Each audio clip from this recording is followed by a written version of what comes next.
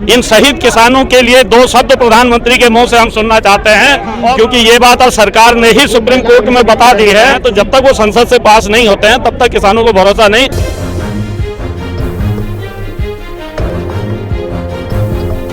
आपका नाम क्या है? पुरुषोत्तम शर्मा, अखिल भारतीय किसान महासभा का राष्ट्रीय। आज 1 साल पूरा हो गया, क्या मिला सर आंदोलन कर? देखिए, मिला तो बहुत कुछ। पहली बार इस देश के किसान एकजुट हुए।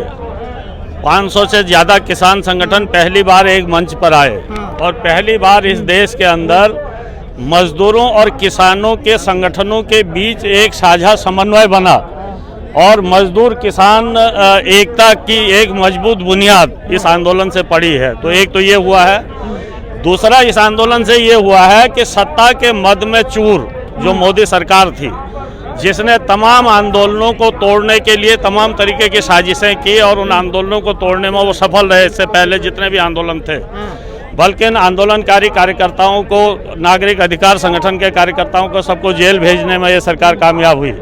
ये पहला एक ऐसा आंदोलन था जिस आंदोलन में भारत के किसानों ने बहुत मजबूती से अपनी लड़ाई को लड़ते हुए, इनकी सारी साजिशों को चकनाचूर करते हुए इस सरकार को पीछे हटने को मजबूर किया है और इस सरकार के घमंड को चकनाचूर किया है।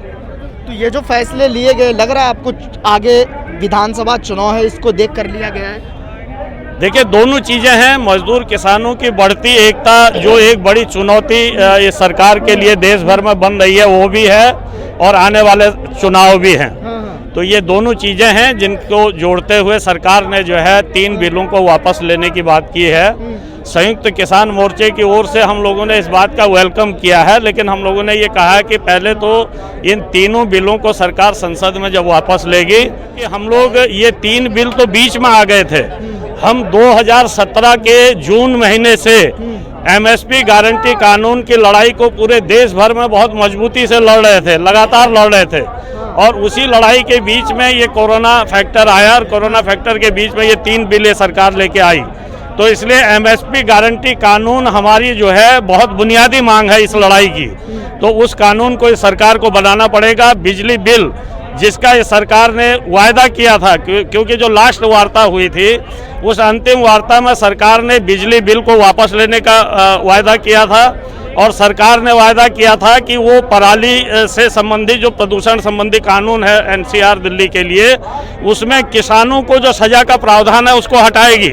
लेकिन सरकार ने सजा के प्रावधान को अभी भी उसमें रखा हुआ है और इस बार जो 25 बिल संसद में पेश करने के लिए लिस्टेड हुए हैं उनमें जो है बिजली बिल भी लिस्टेड है। तो इसलिए हम ये कहते हैं कि भाई, जब लोग कह रहे हैं कि आपको भरोसा नहीं है सरकार पर, तो भरोसा नहीं है, क्योंकि इससे पहले सरकार ने जब 4 मुद्दों पर बात हो रही थी, सरकार ने कहा कि 2 हम वापस ले रहे हैं, वो उसने वापस लिए नहीं, अभी तक वापस नहीं लिए, जिनकी घोषणा जो है जनवरी में कर दी थी।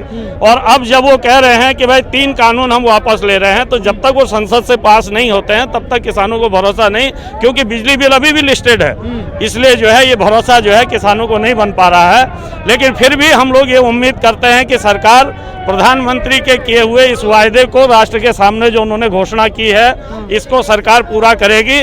किसान संयुक्त मोर्चे के साथ वार्ता को शुरू करेगी, क्योंकि ये बात अब सरकार ने ही सुप्रीम कोर्ट में बता दी है कि किसानों की पराली से 4 से 10% से ज़्यादा प्रदूषण नहीं है। तो ये खुद सरकार की रिपोर्ट जो है सुप्रीम कोर्ट में है।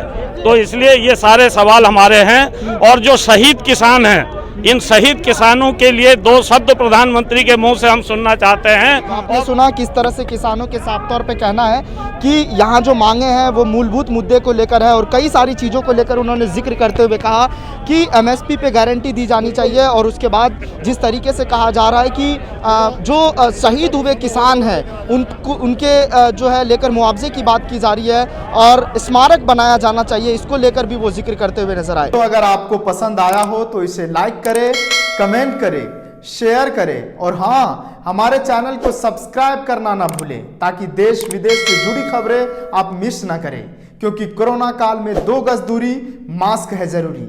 नमस्कार।